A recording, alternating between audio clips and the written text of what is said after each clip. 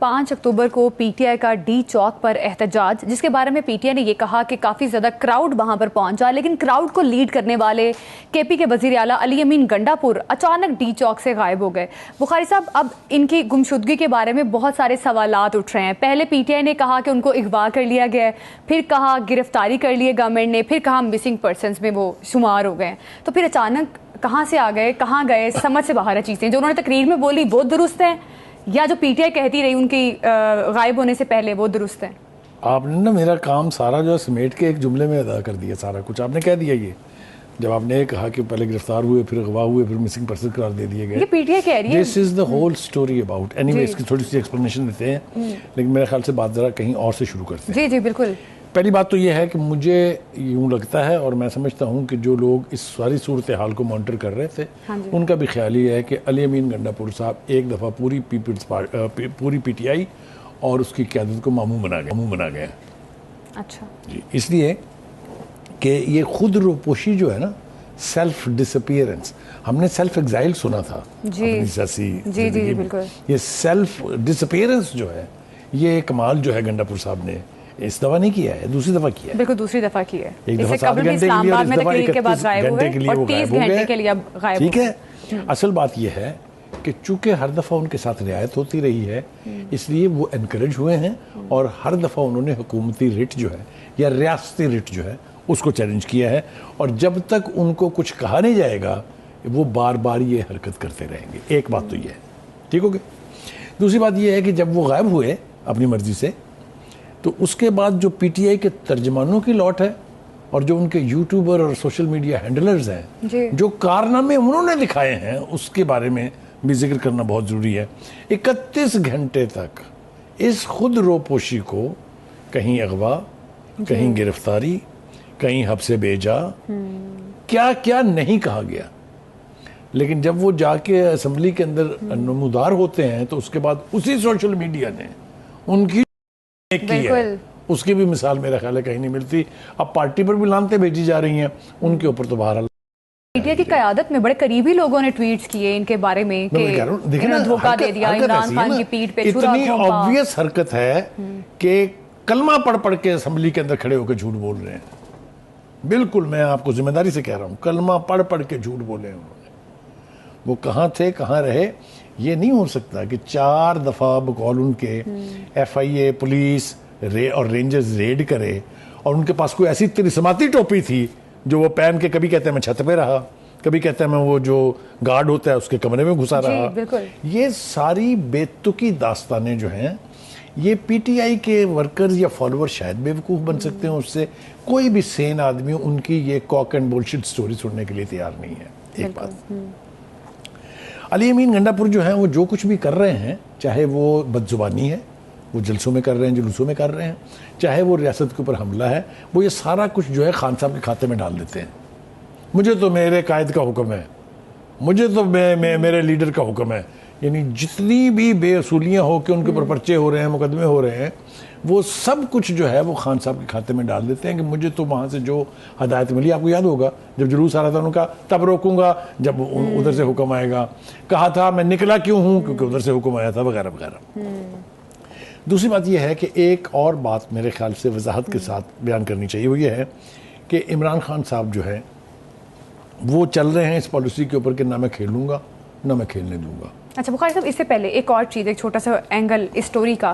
بخاری صاحب، جس طرح سے علی امین گنڈا پور غائب ہوئے، یہ جو ایک کیمپین چلائی گئی سوچی سمجھی پی ٹی آئی کی جانب سے، یا کچھ بھی کہا جا سکے اس کو، کہ وہ ہو گئے ہیں اغوا، تو یہ سب نے ٹویٹس کرنے شروع کر دیے کہ ان کو اغوا کر لیا گیا، سمپتھی کارڈ بھی کھیل رہی تھی پی ٹی آئی، لیکن پھر اچانک سے وہ آ بھی جاتے ہیں، تو یہ کتنا کنفیوزنگ ہے۔ اور پھر آج بیرسٹر صاحب کہہ رہے ہیں نہیں وہ تو ایک حکمت عملی تھی، حکمت عملی پر عمل کیا انہوں نے۔ میں نے کہا ہے نا کہ دیکھیں، آپ نا کسی بات کے اوپر کھڑے ہو سکتے ہیں اگر آپ کے پلے کوئی شرم لحاظ ہو۔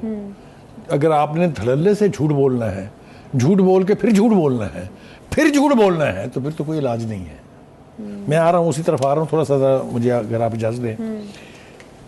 وہ کہہ رہے ہیں کہ نہ تو میں کھیلوں گا نہ کھیلوں گا، حکومت صرف میری ہونی چاہیے اور کسی کے پاس حکومت کرنے کا حق نہیں ہے، فوج مجھے دوبارہ گود لے۔ اب بھائی انہوں نے فیصلہ کر لیا کہ اب ہم نے بچے پالنے بند کر دیے، تو آپ اس خواہش کو ترک کر دیں نا۔ یہ جو خان صاحب کی خواہش ہے اس کی تکمیل اب بظاہر اس وقت تو ممکن دکھائی نہیں دیتی ہے، کیونکہ اس وقت کی جو ملٹری لیڈرشپ ہے انہوں نے تو توبہ طب کرے، انہوں نے دیکھ لیا تجربہ کر کے نا. آپ سمجھ نا میں جنرل باجوہ اور جنرل فیض حمید کے تجربے کی بات کر رہا ہوں. ٹھیک ہے جی. کیا کیا ہے خان صاحب نے؟ 2014 کا دھرنا دیا تھا، انہوں نے منتیں کی اس وقت کی حکومت نے کہ آپ 3 دن کے لیے صرف اس دھرنے کو تھوڑا سا پیچھے لے جائیں تاکہ پریزیڈنٹ شی آ جائے. انہوں نے کہا یہ تو میں نہیں مانوں گا. لہٰذا وہ جو فیز 2 سائن ہونا تھا وہ کئی سالوں تک ڈیلے ہو گیا. اس کے بعد آپ نے وہ میں نے IMF کے خط لکھنے کی بات کی ہے، اتنی دفعہ کر چکا ہوں بات کہ اب مجھے شرم آتی ہے. اب اس موقع پہ آ جائیں. ملائیشیا کے پرائم منسٹر ملک میں ہیں، ایک سینئر سعودی ڈیلیگیشن آنے والا ہے. SCO شنگھائی کوآپریشن آرگنائزیشن جو ہے اس کی سمٹ ہونے والی ہے پاکستان میں. آپ کو کہا کہ آپ یہ احتجاج 14 اکتوبر تک ملتوی کر دیں. کوئی قیامت تو نہیں آ رہی تھی، اور چائنیز وزیر اعظم بھی 11 سال بعد آنے والا. ٹھیک ہے، کوئی قیامت تو نہیں آ رہی تھی نا کہ آپ چند دن کے لیے اس کو ملتوی نہیں کر سکتے. ان کا نہیں، ہم تو کھیلیں گے، اسی وقت کھیلیں گے. ٹھیک ہے جی. دوسری بات یہ ہے کہ PTI کی خواہش ہے، کرتے کیوں ہے ایسے؟ کیا ایجنڈا ہے پیچھے؟ میں اس طرف آ رہا ہوں. PTI کی خواہش یہ ہے کہ فوجی قیادت سے ان کے رابطے بحال ہوں. یہی گیم گنڈا پور کھیل رہے ہیں اچھا ان کے لیے. اور جو مہاتما خان صاحب ہیں ان کو اس بات کا ادراک نہیں ہے کہ آپ کا کہنا مان کے گنڈا پور صاحب اپنے آپ کو مزید مشکلات کا شکار کر رہے ہیں. مقدمے ان کے خلاف قائم ہو رہے ہیں. بالکل، ایک طرف سے کچھ انسٹرکشنز مل رہی ہیں PTI عمران خان کی جانب سے، اور دوسری جانب سے ان کو کچھ انسٹرکشنز مل رہی ہیں. تو دیکھیے گنڈا پور بیچارہ جو ہے نا، مجھے کبھی بیچارہ لگ رہا ہے، مجھے اس کے اوپر ترس بھی آتا ہے. اس کے اوپر 4 طرف سے دباؤ ہے. اچھا دیکھیے گنڈا پور کے اوپر حکومت کا دباؤ ہے، گنڈا پور کے اوپر پارٹی کے چیئرمین کا دباؤ ہے، ان کے اوپر اپنی پارٹی کا دباؤ ہے، جس طرح آپ کہہ رہی تھی کہ ورکروں کو مار کھاتا چھوڑ کے آپ بھاگ لیے. ٹھیک ہے. اور ان کے اوپر جہاں وہ جاتے ہیں غائب ہو کے ان کا بھی دباؤ ہے. تو بیچارہ پھنسا ہوا ہے. لیکن میرے خیال سے اس تصویر کا ایک اور رخ بھی ہے جس کے اوپر بات کرنا بہت ضروری ہے. اور وہ رخ یہ ہے کہ بھائی وہ مذاکرات کرنے کے لیے آ رہے تھے، انہوں نے رابطے بحال کرنے تھے اپنے پچھلے پالن ہاروں سے. اچھا تو وہ ہو گئے ہوں گے نا، ہو بھی سکتے ہیں نا، مطلب راستے میں بھی ہو سکتے ہیں، دوران خود رپوشی بھی ہو سکتے ہیں. ہاں دوسرا اینگل ہے یہ. تو یہ جو سکے کا دوسرا رخ ہے وہ یہ بھی تو ہو سکتا ہے کہ پارٹی اس کے اوپر ریلیکس کر جائے کہ بھائی جو ہم نے کرنے کے لیے بھیجا تھا بھائی وہ تو کر رہے ہیں. اچھا یہ تو آنے والا وقت بتائے گا کہ وہ مذاکرات ہوئے کہ نہیں ہوئے.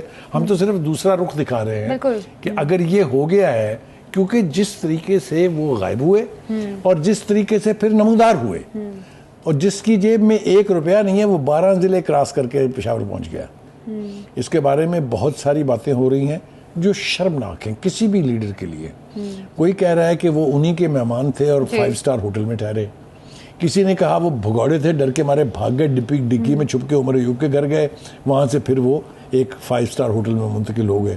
کوئی کچھ کہہ رہا ہے، کوئی کچھ کہہ رہا ہے.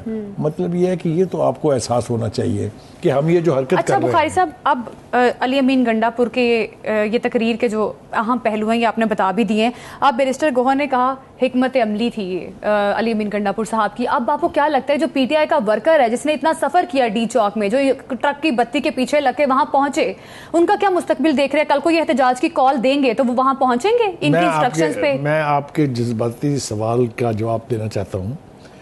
ہمیں کچھ کہنے کی ضرورت نہیں ہے، جواب دینے کی ضرورت ہے.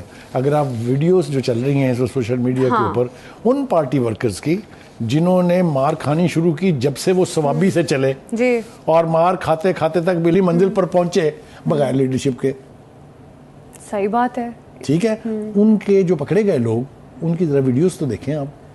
وہ پارٹی پر کھلے الفاظ میں لعنت بھیج رہے ہیں. بالکل PTI کی لیڈرشپ نظر ہی نہیں آئی اس احتجاج میں. ابھی یہاں چھوڑ دیں آپ. ایک عالیہ حمزہ صاحبہ ہیں، میں بہت دل سے ان کی قدر کرتا ہوں اس لیے کہ وہ آج بھی اپنی جگہ پر کھڑی ہوئی ہیں. سو ہم ان کو پولیٹیکلی اگر ہم دیکھیں تو ہم ان کو سلام پیش کرتے ہیں کہ بھئی کمال آپ نے ایک خاتون ہو کے.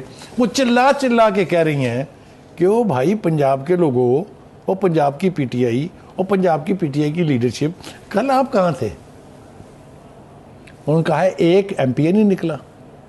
اور وہ کہتی ہیں کہ اگر 50 بندہ بھی ایک یوسی کا لے کے آتا تو 2,500-3 ہزار بندہ تو اکٹھا ہو گیا ہوتا. بالکل تو یہ جو پارٹی کے اپنے اندر سے آوازیں اٹھنی شروع ہو گئی ہیں یہ بہت خطرناک ہوتی ہیں, یہ یاد رکھیے, کیونکہ کسی کے پاس عالیہ حمزہ کے اس سوال کا جواب نہیں ہے, کیونکہ یہ پہلی دفعہ نہیں ہے, یہ تیسری دفعہ ہوا ہے کہ پنجاب کے ورکرز نے, پنجاب کی لیڈرشپ نے لیٹ ڈاؤن کیا پارٹی قیادت کو. بالکل. اور ہوا کیوں ہے وہ اگر آپ مجھے اجازت دیں گے تو میں ایک جملے میں کہوں گا کہ 9 مئی کو جس طرح لوگوں کی ان قربانیوں کا صلہ آپ نے یہ دیا کہ یہ تو ایجنسیوں کے لوگ تھے, یہ ہمارے لوگ نہیں تھے, یہ تو محسن نقوی کے لوگ تھے, تو بس پھر یہی بالکل. ڈی چوک کا احتجاج صاف طور پہ یہ بتا رہا ہے کہ پی ٹی آئی کی قیادت نے جس طرح سے ورکرز کو ڈس آن کر دیا. یوٹیوب پر گوگلی نیوز دیکھنے کے لیے youtube.com کی سرچ بار میں googly news T V type کریں. گوگلی نیوز کے پیج پر سرخ رنگ کے سبسکرپشن والے بٹن پر کلک کرنا